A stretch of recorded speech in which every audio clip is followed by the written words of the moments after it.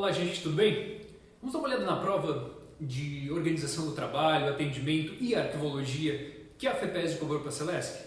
Eu sei que ela estava fácil, né? Eu sei que muitos de vocês deram risadas lá. O ruim dessas provas é que a gente dá risada lá na hora e depois a gente fica pé da vida, porque uma questãozinha só equivocada nos joga lá para trás, porque a prova estava muito fácil, né? É o que eu sempre falo em sala de aula, é complicadíssimo uma prova tão acessível quanto esta, porque ela não mede conhecimento e às vezes vai muito na sorte, né? É comum às vezes a gente cometer um equívoco, só que não pode um simples equívoco ser o determinante, embora vá ser nesse caso, porque a prova estava extremamente simples, tá? Então eu separei 17 questões que a gente lidou em sala de aula de maneira geral com essas questões e discutir ela com vocês. A gente vai começar com a questão número 21, certo? Pulando alternadamente, porque ela não pega de maneira linear, né? Ela foi misturando os assuntos, mas começa pela 21, fala o seguinte, analisa as frases abaixo sobre as funções típicas do setor protocolo de uma organização, do setor de protocolo de uma organização. Um protocolo lembra funções típicas recla-remo, recebimento, classificação, registro e movimentação. Então só pode estar dentro disso, ok? Na primeira, receber e registrar os processos, a correspondência oficial e outros documentos encaminhados. Receber e registrar, os dois Rs já aparecem. Processos, correspondência oficial e outros documentos. Lembra que o protocolo ele recebe documentos diversos, até particular, né? Não deveria, mas recebe. Então está certo a primeira. 2. Classificar e organizar os registros de movimentação de documentos, processos e correspondência, mantendo-os atualizados em sistema de controle. Ok, movimentação. 3. Realizar a expedição externa e interna de documentos, processos, correspondências e objetos. Tá certo. Professor, mas interno não é distribuição porque é dentro? Lembra que a gente comentou? No recla-remo, no protocolo, a gente não tem necessariamente uma regra tão fixa, tão objetiva quanto a gente tem nos outros locais, certo? Então pode ter alteração. Majoritariamente, predominantemente, a gente chama esta movimentação interna, que acontece dentro, de distribuição. Majoritariamente, quando a movimentação é para ambiente externo, chamamos de expedição. Mas não está errado falar que eu expedi o documento para dentro da organização. Não está errado. Então, se não está errado, está certo. 4. Prestar informações sobre a movimentação de documentos e processos que não sejam sigilosos. Ok, porque se for sigiloso ele não vai ter acesso, né? Então todas estão corretas aqui. Letra E são afirmativas corretas 1, 2, 3 e 4. A seguinte foi a 27. Tá? Um profissional que atua no atendimento ao público deve buscar comportar-se de modo a resolver as demandas que recebe dos usuários. Gente, só esse enunciado aqui, se você não estudou, não tiver noção de nada, você consegue matar outras questões, né? Tão mal feita que é a prova. Mas enfim, o que ele quer? Assinale a alternativa correta. Letra A. O atendente deve sempre atuar com cortesia e clareza. Deve sempre atuar? Sim, deve sempre atuar. Tá aqui o nosso gabarito logo de cara. O que ele trouxe nas outras? Na B. O atendente deve sempre fazer longas e detalhados relatos para explicar aquilo que deseja informar? Não, né? Ser o mais sucinto possível. 3. O atendente deve buscar comunicar-se de forma monossilábica para evitar a prestação de informações equivocadas. Não, tem que ser objetivo, tem que ser focado no que precisa, mas não, monossilábico. Não tem muita comunicação eficaz ou eficiente, sei lá, enfim, com monossilábicos, né? Na letra D. O atendente deve sempre buscar vestir-se de forma sensual e moderna para atrair a atenção dos usuários. Uma boa, né? Vestir-se de forma sensual, ficar agradável e tudo. Não. Sempre de forma... Não, sempre não.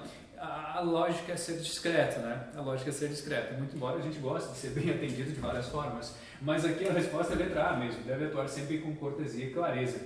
Então tá errado aqui, né? Não é o gabarito, não convém. Na letra E, o atendente deve ausentar-se por longos períodos do seu local de trabalho para resolver casos individuais de usuários em outros setores. Quer dizer, eu estou com um problema de um cliente, de um usuário, e esse cliente, esse usuário, o problema não é no meu setor, é em outro. Então eu saio do meu setor e vou lá resolver. Não, eu sou responsável pelo meu setor. Né? Então, se ausentar-se de longos períodos já deixa a questão equivocada. Então letra A, portanto, na 27. Na 29, assinale a alternativa que lista corretamente métodos de arquivamento mais comumente utilizados. Comentei isso aqui, inclusive, no aulão, né? Falei, não vou entrar em detalhamento de cada um deles, porque eu acho que a FEPESD vai ser superficial e pimba, de novo, superficial. Alfabético, geográfico, metafórico e crítico, não. Alfabético, geográfico, numérico, autocrático, não. Alfabético, geográfico, numérico e ideográfico. Tá certo, lembra o que é ideográfico? Por assunto, né? Tá aqui o gabarito. Na letra D não é democrático, na letra E não é metafórico, tá? Então letra C. Na 30, são conceitos básicos para atuação na área de protocolo de uma organização. Abertura de processo ele faz? Faz. Gestão fiscal? Não, o protocolo não faz isso. A pensamento, sim, lida com o processo, né? Então, pensamento está certo. Na letra B, exoneração está fora. Na letra C, abertura de processo, orçamento está fora. Na letra D, tudo certo. Abertura de processo, a pensamento e autos, está aqui o gabarito. Na letra E, eu não tenho pagamento de boletos, né? Vou levar os boletos para o protocolo pagado ao DESC. Será que ele paga? Não, é óbvio que não. Está errado. Letra D, portanto, na questão 30. 31. Assinale a alternativa que lista a atitude importante para aumentar a produtividade e organizar o trabalho da empresa. Como é que a gente aumenta a produtividade organizando ainda o trabalho da empresa? Realizar muitas reuniões? Não, cara. Tem uma série de camisas legais, né? Eu sobrevivi a mais uma reunião. Fui a mais uma reunião que poderia ter sido e-mail. Tem muito disso em órgãos públicos, infelizmente. A gente poderia resolver de outra forma? Não, vai marcar uma reunião. Não. Reuniões normalmente não são produtivas, na grande maioria das vezes. Letra B, fazer pausas extensas para o lanche ou café. Gente, tanto a A quanto a B, eles entram no índice de absenteísmo ou ausentismo, porque a pessoa sai do ambiente de trabalho. Então não vai ser rentável. Letra C, centralizar todas as tarefas e atividades, ou seja, só eu resolvo, manda tudo para mim. Você vai ficar perdido, não vai conseguir resolver abraçando o mundo, né? Não dá. Na letra D, não estabelecer limite de tempo para cada atividade que necessita executar. Quer dizer, não tenho tempo, não tenho controle nenhum, eu vou fazendo. Não dá certo. Na letra E, priorizar certas atividades de acordo com a relevância. Dá certo, é isso aí. Eu tenho que priorizar de acordo com o grau de importância, de acordo com a relevância. Tanto para estudar para concurso público, já passou o Celeste, mas daqui a pouco talvez você esteja fazendo para SEGAS ou algum outro concurso. Também na hora de estudar as matérias. Priorize qual é a mais importante para a prova, qual é a mais relevante, gasta mais tempo com ela. Né? Qual é a que você está apanhando mais, gasta mais tempo com aquela. Não fica perdendo tempo naquela que você já sabe tanto, enquanto aquela do professor chato, normalmente é que a gente não sabe, né?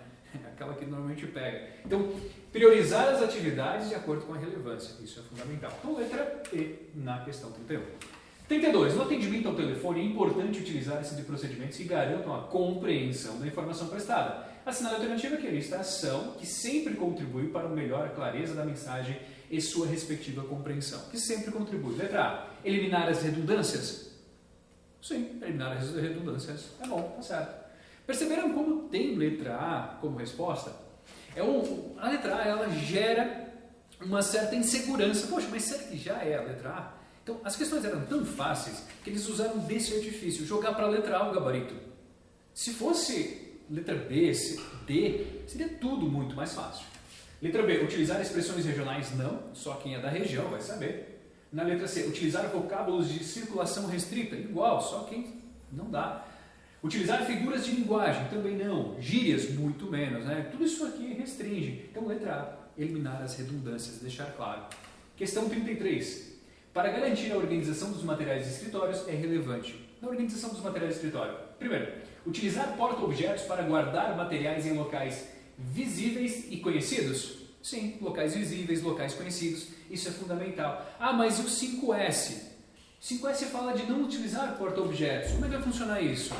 Na verdade, não é que ele fala para não utilizar porta-objetos. Ele fala para deixar tudo muito bem organizado. Então, visível e conhecido. Tá certo, correto, portanto. Tá? 2. Manter o ambiente limpo. Ok. Retirar materiais que não são mais usados. Se não está usando, cai fora, tá certo. Acumular materiais de escritório misturados em grandes caixas. Não. Percebam que o item 4 é exatamente o oposto do 1. Então, o 4 está errado. Ou seja, 1, 2 e 3, gabarito letra D. 1, 2 e 3. Questão 34. Assinale a alternativa que lista comportamentos que dificultam a rotina de trabalho em organizações. O que dificulta a rotina de trabalho? O que prejudica? Letra A. Falta de foco e assertividade? Falta de foco prejudica. Assertividade é bom. Então não marca, porque assertividade é boa, concorda? B. Falta de foco e procrastinação? Sim, procrastinar. Depois eu faço, depois eu vejo. Né? Vou ficar de boa aqui, depois. Não, isso é um problema. Tá? Então, falta de foco e procrastinação, aqui. Assertividade e determinação, os dois são bons. Determinação e proatividade, os dois. Proatividade e assertividade, os dois são bons. Então, o que ele quer? É algo que dificulte, por isso, letra B. Questão 35. Tendo em vista os objetivos de uma empresa, organizar os materiais de escritórios. Tendo em vista os objetivos de uma empresa, organizar os materiais de escritório é importante para garantir o quê? Letra A. A adequada utilização? Né? Tudo organizadinho eu consigo usar de maneira adequada. B. Recolhimento de tributos. C. Pagamento de salário dos funcionários. Quer dizer, você quer receber todo mês, então deixa os materiais todos organizados, é isso? Não, né? Letra D, uma boa administração de recursos humanos, ou E, o correto gerenciamento do estoque de produtos. É a letra A, né? A adequada utilização. Cada coisa no seu devido local, eu consigo utilizar bem depois disso, tá? Questão 44. Deu uns pulos porque ela estava tudo misturado, ela não estava separado por assunto. E a gente está trabalhando os três: atendimento, organização do trabalho e a parte de arquivologia e protocolo. São atributos exigidos de profissional no atendimento ao público. Primeiro, responsabilidade e respeito. É o mínimo, né? Tá certo? 2. Prestar atenção nas pessoas que recebem ou com as quais mantém contato. Com quem você recebe contato ou que mantém contato? Sim, tem que prestar atenção nelas, né? 3. Prometer alguma coisa mesmo que saiba que não irá cumprir. Não, né? O candidato político, não, né? Não faça isso, né? Esse candidato, não. Está errado. 4. Utilizar-se da subjetividade e da discricionariedade na priorização do atendimento ao usuário. Quer dizer, subjetivo, só você entende, umas maluquices, deixa todo mundo descontente com... Não, está errado, você tem que ser criterioso, tem que ser objetivo. Está errado aqui. Então, 1 e 2, gabarito, letra A. 1 e 2, letra A na 44. Questão 45. Assinale a alternativa correta no tocante a documentos públicos. O que é um documento público? Na verdade, informações sobre documentos públicos, né? Lendo o texto, parece que é a definição deles, né? Mas não, um pouquinho diferente. É a teoria das 3 idades. Olha a letra A. Considere-se documentos permanentes aqueles que, em curso ou que, mesmo sem movimentação, constituam objeto de consulta frequente. Documentos permanentes? Não. Teoria das 3 idades. Permanente é quando você já tem um segundo valor. Então já não tem mais essa consulta frequente. Está errado. Na B, considere-se documentos correntes aqueles em curso ou que, mesmo sem movimentação, constituam objeto de consulta frequente. Lembra a característica, a definição do arquivo corrente? É a frequência de uso. Eu uso muito, então deixa próximo de mim. Tá certo aqui. Ah, professor, mas mesmo sem movimentação, não importa se ele está movimentando ou não. O que importa é a frequência de uso. Pode ser que só você utilize, então não está movimentando, está só com você. Tá certo aqui. Letra B, o gabarito. Na C, considera-se documentos intermediários aqueles em curso ou que mesmo sem movimentação constituam objeto de consulta frequente. Não. O intermediário, na verdade aqui é o corrente, né? Só trocou o termo. Depois aqui embaixo está o intermediário. Letra D. Considera-se documentos correntes aqueles que, por razões de interesses administrativos, aguardam sua eliminação ou recolhimento para a guarda permanente. Os que aguardam a eliminação ou recolhimento são os intermediários, mas a definição tem um pouquinho a mais que trouxe na letra E. Considera-se documentos, deveria ser intermediários, aqueles que, não sendo de uso corrente, nos órgãos produtores, por razões de interesse administrativo, aguardam sua eliminação ou recolhimento para a guarda permanente. Aqui é o intermediário, portanto. Letra B é o único que trouxe de maneira correta. Tá?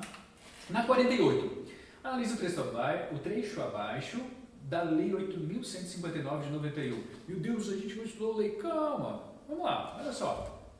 Considera-se gestão de o conjunto de procedimentos e operações técnicas referentes à produção, tramitação, uso, avaliação e arquivamento em fase corrente e intermediária, visando a sua eliminação ou recolhimento para a guarda permanente. A gente tem bem a definição aqui de gestão de documentos, né? Lembrei, falei bastante isso lá nas aulas, no aulão inclusive. Gestão de documentos eu pude. E olha só o que a gente tem. Operações técnicas referentes à produção. P. Tramitação, uso, avaliação, arquivamento em fase corrente e intermediária é a utilização. Visando a sua eliminação ou recolhimento, que é a destinação. Então, para completar, gestão de documentos. Não é estoque na biblioteca, não é conhecimento, nada.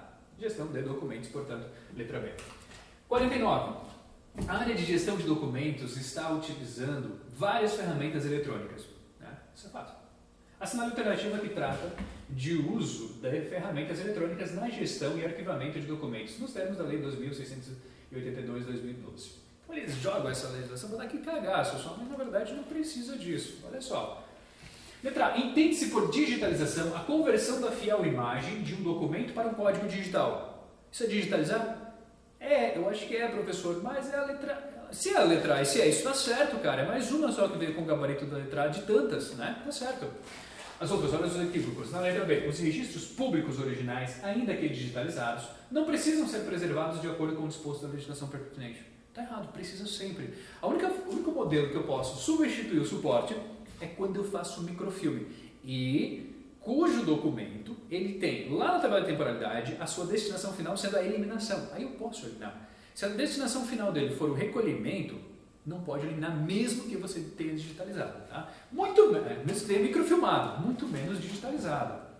Se as empresas privadas ou órgãos da administração pública, direta ou indireta, que utilizarem procedimentos de armazenagem de documentos em meio eletrônico, óptico ou equivalente, não deverão adotar sistema de indexação que possibilite sua precisa localização, permitindo posterior conferência da regularidade das etapas. Está errado, precisa sim.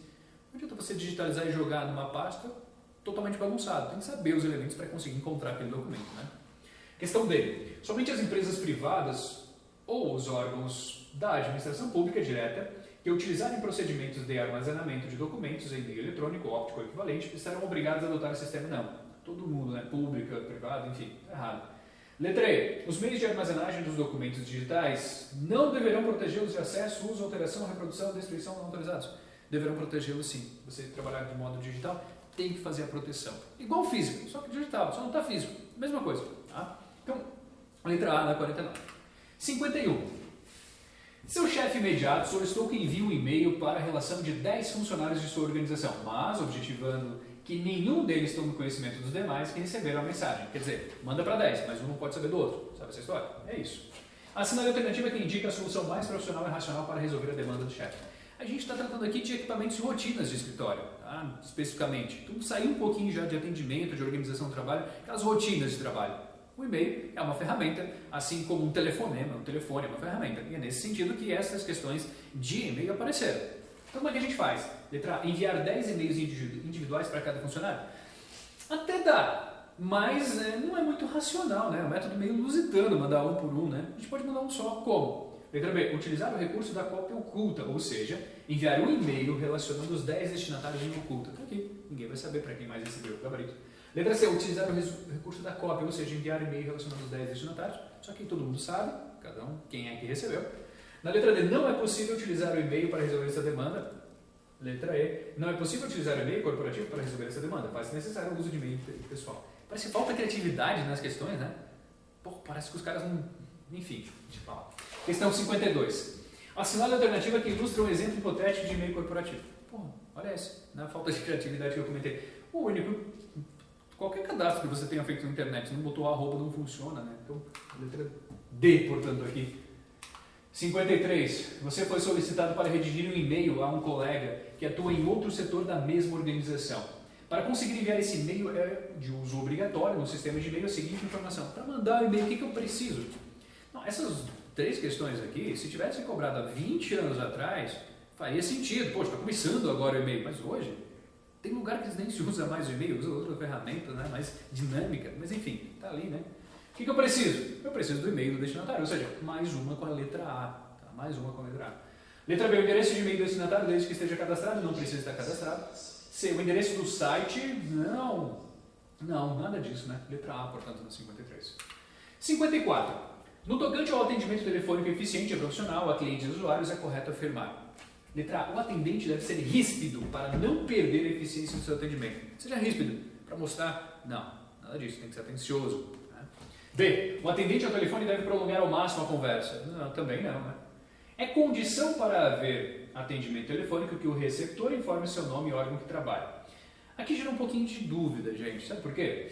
Porque lá em comunicação a gente trabalha com emissor e receptor. Emissor é quem emite, receptor é quem recebe. Se eu estou atendendo o telefone, eu estou sendo receptor de uma informação. Mais ou menos daria para pensar assim. E muita gente acabou pensando nisso. Só que se a gente analisar a questão como um todo, olha só, o atendente prolongar ao máximo a conversa com o receptor. O receptor é outro cara. Olha essa daqui. É condição para haver atendimento telefônico que o receptor informe seu nome e o órgão de trabalho. O receptor é quem está te ligando. Quer dizer, ele não precisa informar, quem precisa informar é você. Então isso gerou um pouco de confusão na galera. Mas... O nome e o órgão quem trabalha, um atendente tem que fazer. Um atendente, tá? Olha a letra D. A assertividade do emissor é importante para garantir que o cliente confie nas informações recebidas. Então aqui na letra D, na mesma lógica de emissor-receptor, ele categorizou cliente agora, não mais receptor. E ao invés de falar de atendente, ele categorizou como emissor. Tá vendo como faz sentido? Então na assertividade do emissor é importante para garantir que o cliente...